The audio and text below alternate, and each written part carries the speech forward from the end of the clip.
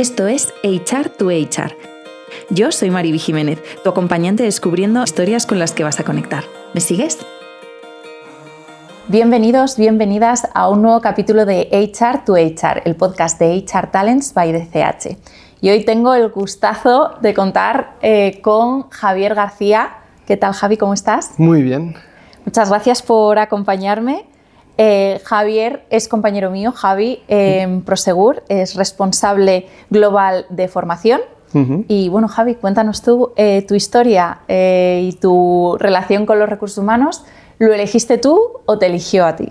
Mi historia con los recursos humanos es un poco particular, porque yo estudié la carrera de psicología y la estudié con una premisa, que nunca en la vida iba a trabajar ni con el mundo de la discapacidad o infantil, ni con el mundo de la empresa. Directamente, o sea, lo obviaba, no quería trabajar para nada en estos dos sectores. ¿Por qué? A ver, el mundo infantil en su momento, sinceramente lo veía como muy distanciado de mí, o sea, como algo lejano, no era algo para lo que yo creía que estuviera hecho, yo era más de adultos, y el mundo corporativo era algo donde tampoco quería entrar, porque lo veía como muy numérico, como muy alejado, muy gris. ¿Qué alternativas tenías entonces? Para lo que yo había entrado, o sea, yo al final entré a estudiar psicología porque me gustaba entender la mente de las personas, entender cómo funcionaba la gente y quería sobre todo enfocarme en trastornos de la personalidad, que es lo que más me apasionaba en ese momento. Entonces, ese era mi foco y todo lo que no fuera trastornos de la personalidad para mí no tenía cabida. Vamos. ¿Y cómo cambiaste de opinión? Pues esa también es buena. Por alguna razón de la vida, en la carrera tienes que estudiar distintas asignaturas complementarias y entre ellas pues estaba recursos humanos. Entonces dije, bueno, pues voy a probar, ¿por qué no? Porque también es verdad que toda mi vida se ha marcado por intentar hacer aquello en lo que no quería hacer. Es decir, yo no quería estudiar, o sea, yo no quería trabajar con el mundo del autismo. Si quieres luego lo comentamos, pero acabé trabajando con el autismo. Yo no quería enfrentarme al mundo profesional. Estoy dentro del mundo profesional, de una corporación, ¿no? Yo quería orientarme en las personas y realmente, salvo unas prácticas de 6 meses que hice con gente con trastornos de personalidad, con discapacidad y alcoholismo, drogadicción, etc., salvo esa parte, no he trabajado nada relacionado con la psicología. O sea, digamos que lo que tenías preconcebido para ti, al final la vida te ha llevado por otro camino, ¿no? 100%, o sea, no he hecho nada de lo que yo me he planteado que iba a hacer y he hecho todo lo que me ha supuesto un reto. ¿Y estás satisfecho con este devenir de las cosas? ¿Con ese cambio? Que a lo mejor no sé si has cambiado de opinión o simplemente ha sido la vida que te ha llevado por otro camino. Yo creo que he forzado la vida. ¿Has forzado tú la vida? Yo creo que he forzado la vida. O sea, por ejemplo, recuerdo en cuarto de carrera, había algo que yo tenía claro que no iba a hacer. Otra cosa. ¿La acabaste haciendo? Pues era hablar en público. De acuerdo. No quería hablar en público. O sea, carácter súper tímido, muy introvertido. No quería hablar o sea, no. Eso de exponerme delante de un grupo de gente, pues como que no iba conmigo. Entonces hablé con un profesor y le dije, oye, ¿qué puedo hacer? Porque yo sé que no se me da bien hablar en público. No, al menos, no sé si sabía o no, pero al menos no me atrevía. ¿Qué puedo hacer? Y me dijo, atrévete. Y es lo que hice. Entonces pasó el tiempo y me acuerdo que en ese momento en la biblioteca de mi barrio, pues porque era el padre de un compañero mío que era el director de la biblioteca, me cedió un espacio y pude hacer una charla delante de un grupo de gente que vino a verme. ¿Y de qué fue o sea, por iniciativa tuya propia? Sí, yo dije, vamos a ver, me apetece hablar delante de un grupo de gente. ¿Cómo lo puedo hacer? Yendo a un espacio donde tenga mucha gente, ¿no? Una biblioteca. ¿Y de qué puedo hablar? Pues si estoy estudiando psicología, puedo hablar de psicología. Entonces hablé un poco de percepción visual, de modelos un poco de reforzamiento, de ese tipo de cosas que yo estaba estudiando en ese momento. Y me cogí el Word, el PPT, el Word no usaría jamás un Word para hacer una presentación. Cogí una PPT, me monté una especie de cartel, lo imprimí, se lo mandé al de la biblioteca, lo pusieron allí. Y esa primera vez, entre familiares, amigos y gente que no conocía, pues ya hubo unas 20 personas o así que vinieron a verme. Y bien, fueron mis primeros pinitos hablando en público. O sea, que era algo que estaba fuera de tu zona de confort, que de 100%. Hecho era algo que para ti, de hecho, al principio rehuías, y terminaste saltando a lo grande, ¿no? Montándote tú tu propia charla. Sí, dije, si no, o sea, ¿cómo lo puedo hacer? Montándomelo yo. Toda mi vida se ha marcado también por esto, ¿no? Por montarme yo las cosas que a mí me apetecen hacer. Suena divertido, como poco. de ese punto que me llama un montón la atención, ¿qué crees que te ayudó más a crecer? ¿El hecho de salir de la zona de confort en sí mismo, o sea, enfrentarte a algo que no te gustaba, o el hecho de que la capacidad que hayas desarrollado a partir de ese punto de inflexión sea el hablar en público? Porque dicen que hablar en público es una de las capacidades que más puede impulsar nuestro crecimiento profesional. Entonces, ¿cuál de las dos dirías que ha impactado? Porque Fíjate, imagino que las dos, pero... Las dos impactaron, pero creo que lo que más ha marcado aquí fue la toma de decisiones. O sea, creo que lo que más he tenido que poner en valor aquí es la toma de decisiones de algo tan sencillo como decidirme a hacer.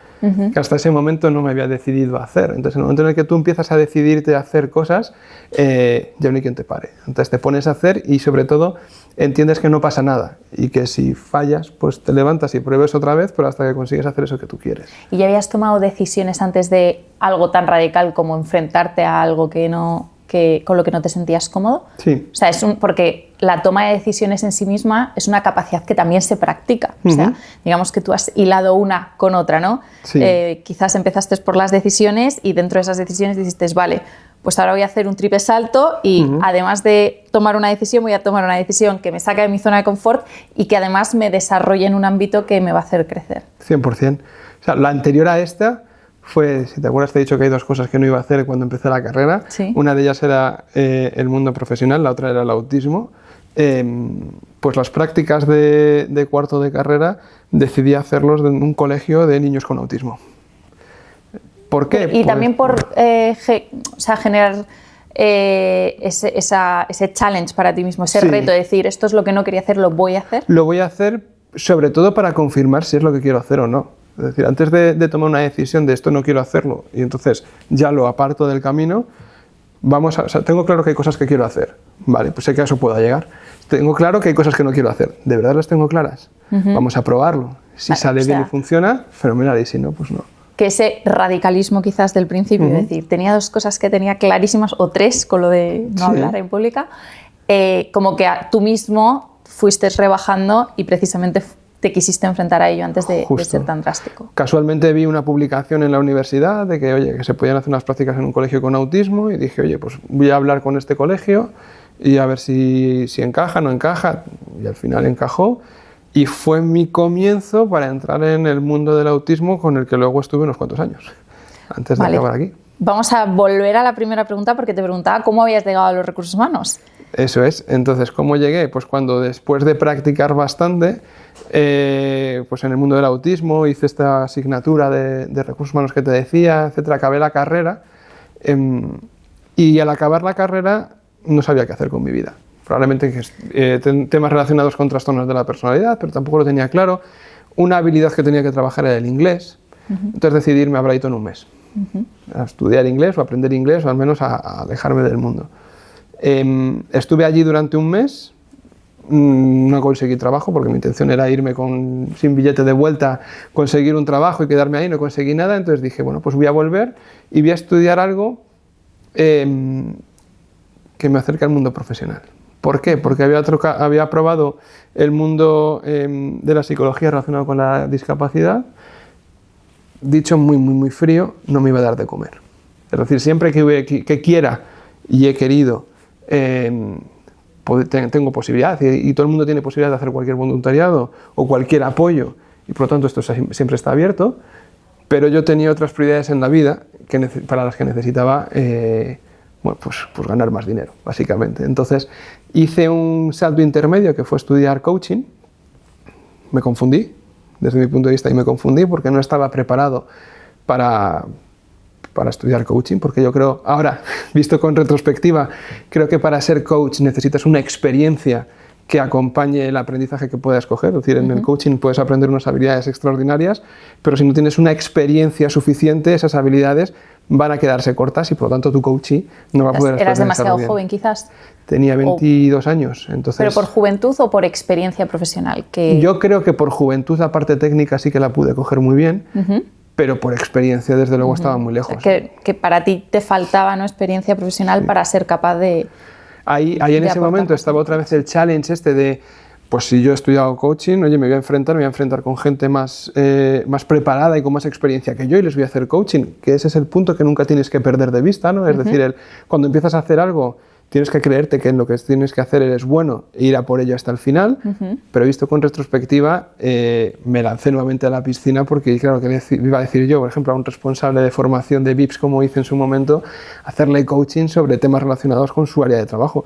No tenía ningún tipo de conocimiento en el mundo profesional, por lo tanto, mis preguntas no iban a tener tanta peso o iba a tener tanta calidad para la persona que me estaba escuchando como si lo hiciera, por ejemplo, ahora, que ya sí que tengo un bagaje. ¿Tienes alguna anécdota de aquella etapa de tu vida en la que eras coach pero no te sentías preparado? Me refiero a retos a los que te enfrentaste, que quizás esa inseguridad inicial luego dices, no, pues en realidad lo he podido hacer bien, o al revés, porque dices que cuando empiezas algo tienes que ir con esa seguridad, algún momento en el que quizás... Hubo dos cosas, con dos coaches distintos. Uno de ellos fue, por ejemplo, esta persona con la que yo hice coaching era un poco más mayor que yo, no mucho más, ya estaba dentro del mundo profesional y no hacía más que hablarme de los Qs. De los Qs. De los Qs. De los quarters. Todo el rato me hablaba de los quarters. El próximo Q tengo que hacer esto y necesito prepararme una presentación que tengo que presentar, tal. Y yo como buen coach, creo, pues asentía. Pero no tenía ni idea de lo que me estaba hablando, no sabía lo que era un Q en ese momento. Entonces, hasta que no estás en un mundo, en el mundo profesional, o al menos has vivido un poco o tienes algo de experiencia, claro, yo hasta ese momento solo tenía experiencia en el mundo de la psicología y mi vida personal y poco más. Por lo tanto, ¿qué es un Q? Pues probablemente lo he escuchado en las series con suerte, y en ese momento tampoco escuchaba inglés. Entonces, no tenía ni idea de lo que me estaba hablando esta persona. ¿Qué aportación de valor podía darle yo más allá de poder hacer la pregunta que técnicamente había aprendido en el curso? Pero ¿y tú crees que si hoy te cruzases con esa persona y le preguntases, te diría que no le ayudaste o te diría lo contrario? Al final me dijo que le ayudó. Realmente la mayor carga de que ella consiguiera lo que tenía que hacer fue el trabajo que ella hizo y que decidió prepararse y decidió sobre todo superar ciertas barreras. Pero creo que lo del Q es anecdótico. No, el hecho de conocer que es un Q o no, no me iba a cambiar la vida. Pero, por eso. Pero yo creo que sí que podría haberle dado un poco más de empaque a las preguntas y ella podría haber descubierto cosas o encontrado respuestas que le hubieran aportado más valor. Es decir, creo que me quedé en un nivel, digamos, consolidado, suficiente, bien, pero con más experiencia podría haber llegado a un nivel... Pero eso, más top, en ¿no? eso Para ella. Consiste, ¿no? El crecimiento, al Correcto, final. correcto. Al principio, pues a todos nos pasa, sea cual sea la profesión, que es la experiencia la que te va dando más sabiduría y más que aportar, ¿no? Y hay que empezar. Eso es clave. Desde luego está claro que eres una persona con determinación, ¿no? Y que toma decisiones, como has dicho tú, y va por las cosas. ¿Y cómo acabaste en el entorno corporativo? Pues a raíz de este mundo de entrar en el mundo del coaching, decidí estudiar un máster en recursos humanos. ¿Vale? Pues dije, venga, vale, ya está. Lo acepto, lo asumo, tengo que ir al mundo de los recursos humanos, vamos para allá. Hice un poco un estudio de mercado de los másters que había. Decidí el máster más barato que más oportunidades de salida profesional me podían dar en ese momento. Con el mejor ROI. Con el mejor ROI, efectivamente. Y entré en el máster, a mí me gusta mucho el mundo del arte, del dibujo, de la animación, y dije, oye, si estudio recursos humanos, que decía que no quería hacerlo, ¿por qué no hacerlo aunque sea en esas compañías que a mí me puedan apetecer? Que era Disney o la Warner. O sea, tenías un objetivo específico de ya que estudié la empresa máster, en la que querías estar. ¿por qué no voy a estudiar, ¿por qué no voy a trabajar? ¿Lo conseguiste? Después de hacer más de 50 entrevistas, probablemente. ¿Para esas dos empresas? No, en general, hice un montón. En Disney no llegué a entrar, pero sí que hice entrevista en la Warner, en la Warner del cine, es decir, teníamos habría contacto directo con Hollywood y también con una consultora de recursos humanos. En uno tenía la oportunidad de responsabilizarme de todo el conjunto de becarios, de hacer de todo su momento todo su onboarding, su relación con Hollywood y ver un poco tal. Teníamos una sala de proyección, había manzanas en la entrada. Había un montón de detallitos donde decías, ostras, cómo mola esto. Y luego tenía una consultora para la que me tenía que haber comprado un traje con corbata trabajo hasta las 7, 8 de la tarde, un mundo mucho más gris corporativo, rechacé la Warner. ¿Te fuiste al mundo gris corporativo? Me fui al mundo gris corporativo. ¿Pero por este patrón tuyo de ir a por lo que te propones no hacer? ¿O? No, aquí fue porque yo lancé una pregunta. No sé si estará bien o mal lanzada, en su momento creo que me ayudó, que es, oye, ¿qué posibilidades tengo de quedarme? Entonces en la Warner me dijeron, aquí funcionamos con becarios. Y en la otra consultora me dijeron, si funciona, si hay un hueco, pues podrías entrar. Así bueno, que... Pues, ejercicio de eso que contabas de tener que tomar decisiones, ¿no? Justo. Que a lo mejor te apasionaba el tema del autismo, pero no veías las posibilidades de crecimiento, y aquí también, ¿no? Y quizás era algo prioritario para ti, y eso no está mal, que asumamos y que tengamos identificado aquello que valoramos cada uno, ¿no? A la hora de tomar nuestras decisiones de carrera profesional. Y aquí empiezas a darte cuenta de que son decisiones basadas en datos. Es decir, que al final para tomar una decisión necesitas también entender el contexto y entender a dónde vas a ir. Y hay mucha tendencia en muchas ocasiones de tomar decisiones muy pasionales, pero vista con un poco de retrospectiva, oye, las pasionales pueden ir muy bien y al final puedes acabar haciéndolo. Pero si aunque sea te paras a reflexionar un poco, yo creo que puedes llegar a cualquier persona puede tener una buena capacidad de toma de decisiones, solo con un poquito de reflexión. Hombre, es cierto que cualquier decisión reflexionada y basada en el indicador que sea, incluso si es la pasión, cuando miras hacia atrás tienes menos dudas, ¿no? Tienes menos remordimientos de decir me equivoqué, porque sabes perfectamente qué opciones tenías y por qué tomaste esas decisiones. Pero te equivocas, ¿no? También. ¿Fue tu caso? Yo creo que no, porque de hecho eso me permitió luego vivir la experiencia de cómo montar una empresa desde cero. Porque era una startup. No era una consultora, pero una consultora que se estaba yendo a pique. Ah, vale. Y bueno, pues entiendo que una serie de profesionales que estaban allí, que estaban viendo que esto se iba un poco por ahí, decidieron montar otra empresa. Entonces... ¿Y te llevaron con ellos? Me propusieron, yo era becario, y me dijeron, oye, mira, vamos a montar una empresa de cero. Aquí si te quedas, que sepas que vas a tener una oportunidad de quedarte probablemente, pero si te vienes con nosotros, no sabemos si dentro de un año vamos a seguir. ¿Te la juegas? Y dije, ¿qué puedo perder? Me la juego.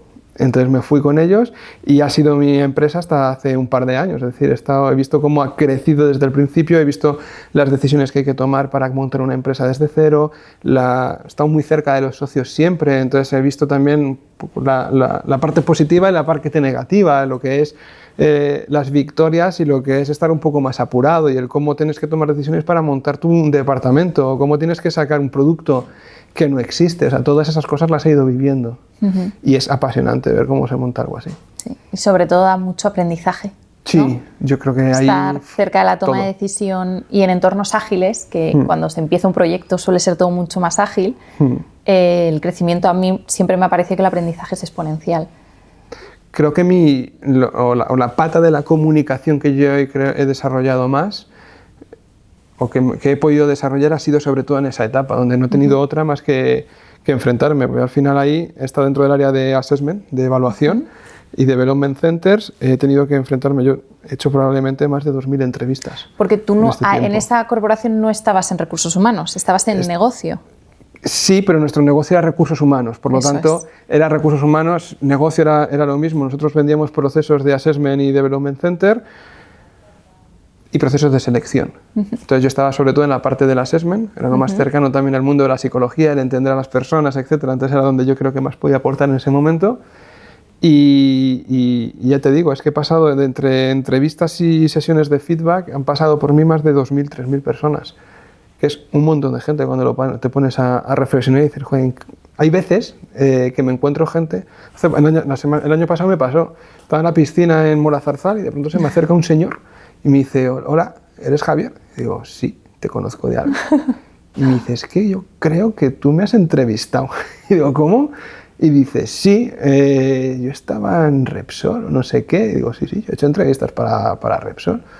Y dice, pues sí, es que me suenas un montón. Y con esto me ha pasado y dices, joder. ¿Le contrataste? ¿Te acuerdas? No, porque yo no contrataba. O sea, mi posición de assessment... Feedback. No, lo que yo tenía que hacer era, dentro de una corporación o de una compañía, evaluar a gente para hacer, pues, por ejemplo, un mapeo de profesionales, un posicionamiento de perfil, procesos de desarrollo, en alguna empresa procesos de ERTE, que ahí sí que lo voy a mantener en confidencial. O sea, había un poco de todo y ahí sí que tengo anécdotas, por ejemplo, cómo gestionar cuando en una entrevista alguien se te pone a llorar. ¿Y cuál es el truco? Darle espacio, porque ahí tú no tienes que ser psicólogo de nadie. Pero tampoco demasiado espacio, ¿no? No, lo justo. O sea, aquí al final... Justo. Una anécdota, una compañera me decía el otro día, ¿te puedes creer que me vino un responsable y me dice... es que se han puesto a llorar por otra, por suerte no era una salida, y entonces me he ido de la sala para darle espacio y digo, Claro. bueno, a ver, No, está bien que des espacio, pero no te pases. Apoyo. No, aquí fíjate que incluso no era por salida, aquí era porque estaba en un sector muy delicado y contándome experiencias, porque al final en el assessment vas haciendo preguntas, vas tirando, ¿no? Y contándome experiencias. Pues me ha pasado 2 o 3 veces de gente que se ha echado a llorar porque no podía con lo que me estaba contando y lo que le estaba afectando su trabajo, ¿no? Entonces, al final, ¿qué haces cuando alguien se te echa a llorar en una sesión? Me da igual cuál fuera. Sobre todo cuando no tienes poder para cambiar su situación, claro, más allá que... Y que no tienes que hacer nada, porque al final, si tú estás en un proceso de psicología, por ejemplo, bueno, tú puedes llorar, pero tienes herramientas, el psicólogo tiene herramientas, ¿no? Para guiarte y llevarte para donde quiera llevarte. Pero en una entrevista tu objetivo no es ayudar a la persona a mejorar o a salir de ahí, es entenderla, básicamente, y ver si vale o no vale para lo que está haciendo. Pero aún así hay que jugar, ¿no? Hay que ayudar a la persona y darle el espacio y, oye, nos vamos a por un vaso de agua, fúmate un piti si es que necesitas fumarte un piti y vuelves. O sea, un poco esa parte de cercanía que nuevamente también parte de eso te tiene que dar la experiencia. O sea, la primera vez que hice yo una entrevista iba sudando con las manos. Y a la persona que le tuve que entrevistar, pues probablemente era un pasillo de 20 metros, no le dije nada. Estaba tan nervioso de lo que tenía que preguntar, de lo que tenía que decir, de lo que tenía que tal, que es que casi ni hola. O sea, me acuerdo todo el pasillo que fue casi un paso lúgubre, ¿no? De esto de... Y pues desde allí hasta ahora, pues obviamente han pasado mucha gente por mí, pero esas primeras veces también las tienes. Pasamos todos por ahí. Pero al final todo ese aprendizaje lo vas acumulando, ¿no? Te voy a decir, Sí. madre mía, la cantidad de cosas, ¿no? Y experiencias que has tenido, y ahora todo eso, nuevo cambio, ¿no? También bastante drástico, de un entorno muy dinámico a una gran empresa. ¿Estás aplicando todo ese aprendizaje a tu día a día? Yo creo que es como conducir. O sea, al final lo tienes interiorizado y te van saliendo cosas. Decía al principio que a mí me gustaba mucho hacer las cosas mías, y algo que yo sí que he intentado poner siempre en valor en toda mi etapa profesional es el decidir yo cómo quería hacer mi trabajo. Es decir, yo soy consciente que yo tengo unos objetivos y yo tengo unos deliveries que entregar, pero el cómo hacerlo, en principio lo puedo decir yo. Sobre todo cuando llegas a cierta o tienes cierta experiencia, puedes decidir tú lo que quieres hacer. Entonces, lo que yo creo que estoy haciendo y que he traído de mi anterior experiencia, en mi anterior experiencia me gustaba la innovación y conseguí que me dejaran responsabilizarme del área de innovación de productos de assessment de la compañía, que no existía. Y aquí hago un poco lo mismo, ¿no? Es decir, a ver, dentro del mundo de la formación tengo que cumplir con una serie de requisitos y de cosas, pero yo soy feliz si puedo innovar, si puedo proponer cosas, si puedo hacer ciertas cosas mías, siempre dentro de unos parámetros y obviamente dentro de una gran compañía como es Prosegur, distinto a lo que podía hacer antes, porque aquí obviamente hay que ser mucho más consciente del alcance y de lo que estás haciendo. Pero yo creo que este es el mayor aprendizaje, ¿no? Que es cómo puedo hacer mío lo que estoy haciendo. Pero es un aprendizaje seguro, porque todo en la vida se puede aprender, pero también en cierto modo es una capacidad. Y puede haber gente a lo mejor que nos está viendo y que diga, ya, sí, a mí me encantaría también hacer las cosas como a mí me gustase, pero que quizás no se sienten preparados o no saben por dónde empezar o cómo hacer para llegar a ese punto. ¿Qué consejo le darías a una persona que se plantea, oye, quiero personalizar más mi experiencia laboral? Es decir, el hacerlo más mío, el tener más capacidad de aplicar mi criterio a lo que hago. Yo daría 3 palabras, que es atrévete, falla y aprende. O sea, para mí esa es la clave. Atreverse, porque si no te atreves nunca lo vas a hacer. Atrévete cuanto antes mejor, porque cuanto antes te atrevas, antes vas a fallar y antes vas a aprender, y cuanto antes aprendas, antes verás lo que puedes modificar para sentirte más seguro, y entonces la siguiente fallarás menos. Pero no siempre depende de ti. Tú puedes estar muy preparado para atreverte. Ahí quizás el atrevimiento tiene que ser a plantearlo, ¿no? A dar ese primer paso y a luchar por ello. Claro, es que el atreverte puede ser simplemente confrontar o puede ser actuar. Yo en muchas ocasiones he actuado, esta frase típica de más vale pedir perdón que pedir permiso, en muchas ocasiones es un claim que llevo grabado a fuego. Obviamente siendo conscientes de dónde estás en cada momento y creo que la experiencia me ha ido parando un poquito cada vez más, digo un poquito porque aún así siempre intento encontrar ciertos espacios donde poner en práctica, porque mi cabeza está todo el rato pensando cosas. Entonces en algún momento las expulso y pruebo. ¿Funciona? Perfecto. ¿Me lo aceptan? Perfecto. Pero igual que me pasó con las entrevistas, que hice 50 entrevistas y tuve muchos nos, cuando uno tiene ideas y quiere plantearlas y quiere hacer lo suyo, va a tener muchos nos. Entonces tienes que tener una capacidad de resiliencia muy grande. Hay un enfoque de técnicas de venta que se enseña, es muy básico, pero que es el go for no. O sea, ve a por el no. El no ya lo tienes, ¿no? Pero 100%. Ve a por él, porque si no vas a por él, nunca vas a llegar al sí. No rescindas tus opciones a aquello en lo que ya está, o sea, exclusivamente en lo que tengas la certeza que va a ser un sí. Ve a por los noes, porque no pierdes nada. Ya era un no, perfecto, no pierdes nada. ¿Y si es un sí, no? Hay un libro, de hecho, que me acabo de leer, que es Rompe las barreras del no, de Chris Voss, que es supuestamente el agente del FBI con más experiencia en gestión de negociación con rehenes, que precisamente habla de eso. Habla de no tenemos que buscar el sí dentro de una negociación, tenemos que buscar los nos, porque el sí siempre se encuentra al final de un N no es. Entonces, consigue no, y no te preocupes, porque al final de un no, o de una sucesión de noes, va a haber un sí. Es como, ¿cuánto voy a acabar hasta que encuentre el tesoro? Pues si lo dejo, no lo voy a encontrar nunca. Pero en algún momento lo encontraré. Está ahí. Pues me gusta acabar preguntando por una recomendación de libro, material o persona que te haya inspirado. Nos quedamos con el libro. Perfecto. ¿Tienes alguna otra persona de referencia, algún mentor, alguien que te haya ayudado a tener esta progresión y una carrera tan interesante? Pues sí que tuve un jefe, ¿no? David, del que creo que he aprendido mucho, sobre todo he aprendido a pensar. Y creo que eso es lo que más me ha ayudado a llegar hasta aquí, ¿no? Y el plantearme, el prepararme las cosas, pero preparármelas con un sentido, siempre pensando en los puntos positivos, los negativos y el contrastar. Yo creo que esos son grandes aprendizajes que me he llevado en la mochila. Fenomenal. Pues muchas gracias, Javi, por habernos acompañado hoy. Gracias a todos los que nos estáis viendo. Si quieres participar, eres un profesional de recursos humanos, si quieres participar en nuestro podcast, no dudes en escribirnos y nos vemos en el siguiente capítulo. Muchas gracias.